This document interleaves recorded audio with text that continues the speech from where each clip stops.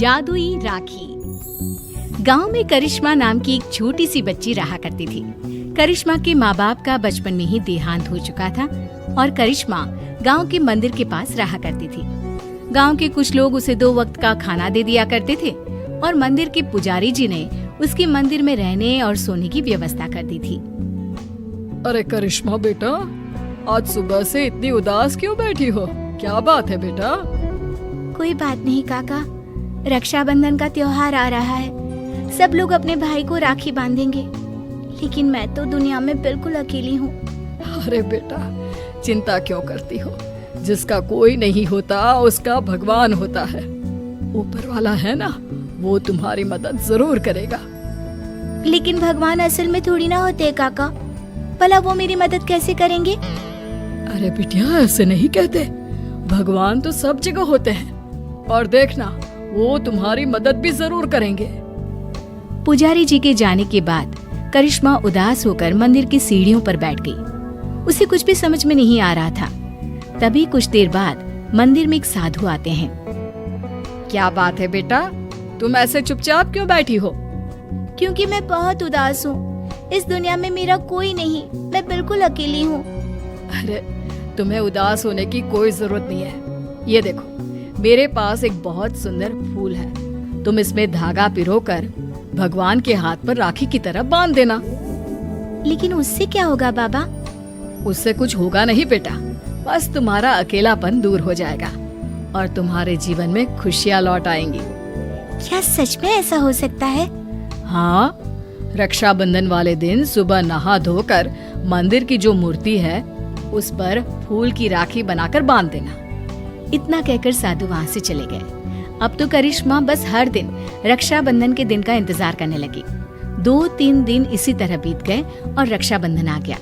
करिश्मा सुबह सुबह नहाकर उस फूल में धागा पिरोकर भगवान के मंदिर पहुंची और उसने वो राखी भगवान की मूर्ति को बांधी।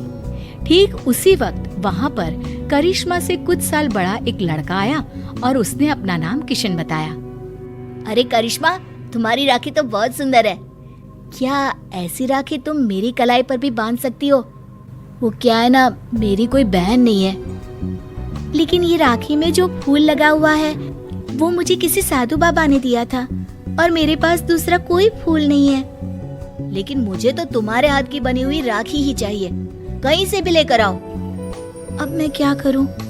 भगवान ने बड़ी मुश्किल से मेरे जीवन में किसी को भेजा है। अगर मैंने किशन को राखी नहीं बांधी तो वो नाराज होकर चला जाएगा।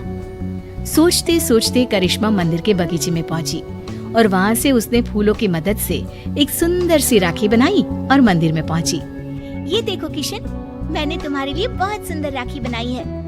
नहीं, मुझे वही राखी चाहिए जो तुमने भगवान को बांधी है। लेकिन ये कैसे हो सकता है? वो राखी तो मैं भगवान की मूर्ति को बांध चुकी हूँ।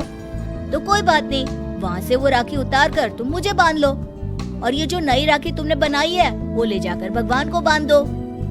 किशन के बार बार जिद करने पर करिश्मा ने ऐसा ही किया। जैसे ही करिश्मा ने किशन की कलाई पर राखी बांधी, देखो अब तुम्हें मुझसे कोई गिफ्ट लेना होगा। जब भी कोई बहन अपने भाई की कलाई पर राखी बांधती है तो बदले में उसे कोई ना कोई तोहफा लेना ही पड़ता है। लेकिन मुझे तो कुछ नहीं चाहिए। लेकिन अब तुम्हारा भाई आ गया है ना, अब से तुम्हें किसी के आगे हाथ फैलाने की जरूरत नहीं है। चलो, मैं तुम्हारे नए घर में लेकर चलता हूँ। करिश्मा किशन के पीछे पीछे चल दी। कुछ ही दूरी पर एक बहुत सुंदर सा छोटा सा घर बना हुआ था। देखो करिश्मा, आज से ये तुम्हारा घर है। ये समझ लो कि तुम्हारे भाई ने तुम्हें रक्षाबंधन का तोहफा दिया है। ये घर तो बहुत सुंदर है, मैं यहाँ पर रह सकती हूँ? हाँ हाँ, बिल्कुल रह सकती हो। इतना कहकर किशन वहाँ से चला जाता है और करिश्मा अपने घर में रहने लगती है। उस घर में खाने पीने की सारी चीजें थी।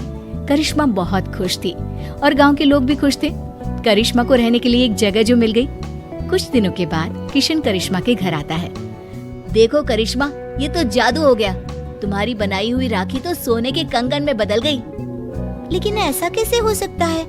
मैंने जो राखी बांधी थी वो तो एक साधारण सा फूल था।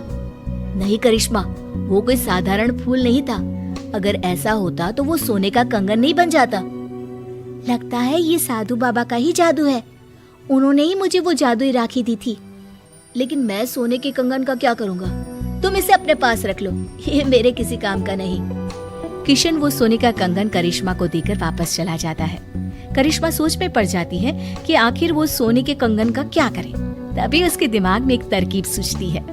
करिश्मा सोने की कंगन को बेचकर पैसे ले आती है और उन पैसों से उसने राखी बनाने का सामान खरीद लिया। इस तरह उसने अपनी एक राखी की दुकान खोली। अरे वाह करिश्मा, तुम्हारी राखी तो बहुत सुंदर है। सारी राखियां मैं खुद अपने हाथ से बनाती हूँ और ये ज्यादा महंगी भी नहीं है। हाँ, ये बात तो बिल्कुल सच है। तुम्हारी राखी बहुत सस्ती और सुंदर है। सही कह रहे हो भाई।